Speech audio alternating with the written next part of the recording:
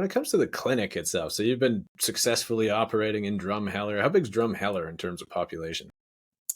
Drumheller has been a stagnant 8,000 for, I think last I checked, like 2 decades at least. So it spills over entirely when it comes to about this time of year until Thanksgiving, where on any given day there's 20 to 40,000 people here because of all the tourists that come in. But as far as Drumheller proper, it's about eight. Our catchment area for official patient population is about 36. And like just as an owner, operator, physician, how are you managing throughout all the difficulties and the challenges and the inflation, budget crisis, all the stuff. We keep seeing all the data on how many physicians and their practices are, 3 months away from going bankrupt and falling apart. Like, how are you guys managing? Does that seem accurate for, the community and all the rural practices that are out there? It's definitely accurate for some. It's not accurate for us. So, as an entrepreneur, as a small business owner, you have the ability to pivot when needed. So, I don't know if you're a fan of Friends, but there's that episode about them pivoting with the couch, and The that couch and not the really going anywhere. stairwell. Yeah, yeah. And yeah, so Pivot, as a pivot. as an owner, you can do that. So for me, when the pandemic was coming, and as an epidemiologist, like, I saw that coming just kind of days or weeks before. So I already knew that the way that we were delivering care to patients was not going to work if we couldn't see them. And also, if I couldn't see them, that means the main generating part of income for the business was also going to be in trouble. So we pivoted essentially overnight to be able to work within the fee code structure that was there at the time. This is before all the wonderful virtual codes and all that, to pivot into a structure whereby the actual operations and the business and the staff and et cetera could still function and move forward. So the headache of the pandemic causing us financial difficulties for us was short. It was very short because as owners, we were able to pivot and make things a reality for us, for our patients, and then kind of going forward. So in the pandemic times where we had colleagues that were closing clinics, that were letting go of staff here and there, that we had orthopedic surgeons that were running around the emergency department begging to like see patients because they had no OR time, right?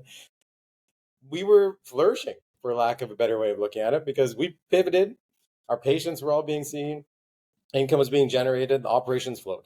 So no issue. So every med student or every resident or anybody, I say, no matter what discipline you go into, when it comes to medicine, at some point you need to consider and pull the trigger on owning your own clinic, becoming a small business owner, because then you can make changes that's going to ensure that you are financially successful. Now, of course, as you said, there are clinics out there that have owners that are struggling.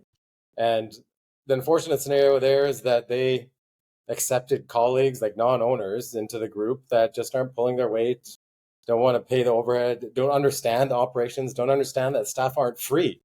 Like, that probably blows people's minds, right? But there are physicians out there that think, oh, but the staff, they're basically free, right? It's like when I was in residency and I could just have all these nurses around the hospital and everybody's just doing stuff for me and it's wonderful and I didn't have to pay for any of that.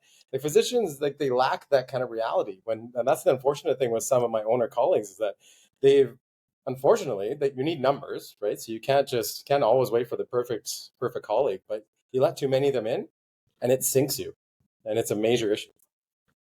And so, in terms of that recruiting, making sure that you've got a team that's bought in, the physicians, partners that are coming into it, the groups or, strength in numbers side of it. It sounds, just that economies of scale and having a bigger clinic seems to really help weather the storm. Are there any other like common themes you've seen for the clinics that are, not struggling or struggling less throughout everything? A very common theme is having the right staff. So I've been asked numerous times if I would actually open up another Riverside Medical somewhere. So, and I have looked, like I've looked in St. Albert, I've looked in various places in Calgary and Edmonton, and in all of that, in the back of my mind, I know it's not that I need the right physicians to work at those; it's that I need the right staff. Staff Mm-hmm. are staff are the major reason why we have a very successful practice, why we're able to have, you know, at least at a minimum 40 patient encounters a day The average is probably more like 60, right? So our output is what we're producing as far as service and care to patients.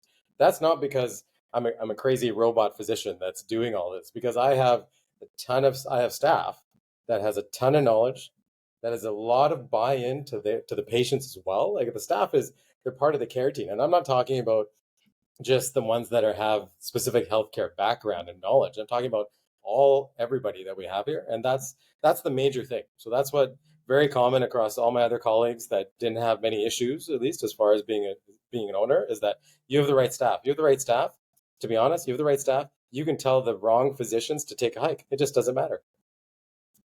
I can definitely echo that. Like that one clinic that I was locuming at specifically comes to mind, where it was just like a revolving door of staff. Like it seemed like almost every other week there'd be new MOAs or new nurses, and it's just like absolutely killed the flow of, there was no way to get in a groove of doing things. It was just very, very difficult, and having that consistent, well organized team just goes such a long way to being efficient. Yeah. Oh, it's huge. It's massive. And we lose sight of that. We lose sight of that through medical school and through everything else. That is such an important aspect. And don't get me wrong, I I don't like HR. That's not my passion. So nobody wakes up dreaming of an HR problem they have to deal with, and I definitely don't. So it's just something that you just have to realize is part of the job. It's part of what it is to be a physician. This episode is sponsored by Empathia.ai. This AI charting assistant captures your patient encounter and creates a clinical note, saving doctors on average 2 hours per day in charting. Healthcare professionals are often bogged down by endless paperwork. Their goal is for physicians to spend less time charting. Find them at www.empathia.ai. That's EMPATHIA.ai. I'm Dr. Jordan Valrath, and you've been watching Cherry Live, brought to you by Cherry Health. Please like and subscribe to see more clips like this, or check us out at www.cherry.health, Canada's medical network.